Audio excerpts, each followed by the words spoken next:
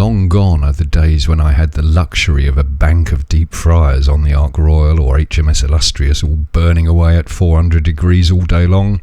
These days I find myself with a saucepan on the hob full of boiling oil, so it's all well and good claiming to be a fabulously talented ex-Navy chip frying chef, but can he still walk the walk? Tonight for dinner I'm having deep fried cod in batter with a nice side salad, so I thought I'd share it with you. No chips are off, love. No. We got 2 cod loins, pat them dry on some kitchen paper, and then we're going to dip them into seasoned flour, and that's just plain flour with lots of salt and pepper. You can use black pepper or white pepper, and dip them in the seasoned flour, do them both together so they're ready to go into the oil together. You'll have to excuse me, it's not easy filming and frying, so you'll have to excuse my bit of shaky old shots. Make sure the fish is well coated in seasoned flour or your batter won't stick. Bring on the batter, and it's my top secret recipe based on years of Royal Navy chip frying and fish frying. And my batter is 2 parts plain flour to 1 part corn flour and water, and I'm looking for the consistency of sort of double cream. And my top tip is make this batter an hour before you want it and stand it in the fridge, and then go back every now and again and just give it a whisk up. Don't put the baking powder in it yet.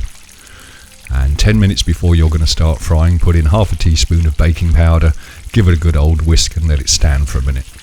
You do need a thermometer to do this properly and get your oil to exactly the right temperature, which for fish is around about 380 degrees. Dip the fish into the batter, let the excess fall away, and then lower the fish into the oil and let it fall away from you so that you don't burn your fingers. And your oil should be no more than 2/3 deep for the pan that you're using. And keep the heat going while the initial frying happens. You need your fish slice and a plate and some kitchen roll handy. All that bubbling away is the water in the fish turning to steam, and just don't touch it, leave it alone, let it do its thing. And you need a clean wiping cloth because you're going to get lots of spatters of oil. So while the fish has been in the first stages of cooking, the pot wash has been dealt with, the seasoned flour tray and the batter jug all washed up and clean. So the secret, clean as you go. Don't be a messy chef. No one likes a messy, crabby old chef. It's really easy to do 2 things at once. Leave the fish to do its thing, scrub your pot while the fish is cooking, and then you're going to need a sink with some cold water in it, and you'll see why in a minute. The fish is ticking away nicely, just leave it alone. Lots of bubbling away and steam, so the fish is still not ready. We're waiting for the water in the fish to disappear. And then we'll know that it's just about done. And make sure you scoop out the little bits because you don't want those burning into the oil. They do make a tasty snack. And while you're waiting, wipe and wipe and wipe again because you're going to have oil splatters from the fish, so wipe it up now. I mean, you could put one of those gauze things over the top of the pan, but I don't like those. They're stinky old things. Clean as you go is the secret to being a good old slosher.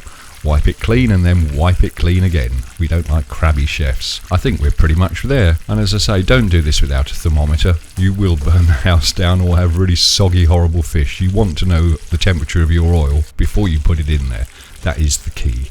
Unless you're lucky enough to have one of these kind of tabletop deep fryers.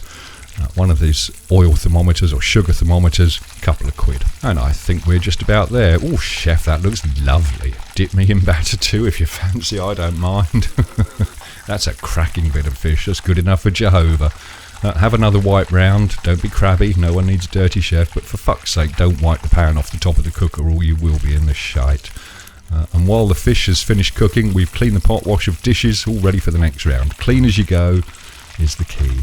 Wipe it up, clean it, lovely. And we're done. Lift out the fish, let the oil drain onto the side. Once the fish is out, get that oil cooling down, put it into the water, make sure the tap is not dripping into the boiling oil, and just let that oil cool down. And there we have it, deep fried battered cod with a side salad. Very happy with that. That batter's got more bite than a stoker with a gash bag full of rolls on a morning watch, and the pot wash is ready for rounds. Cheers, skin.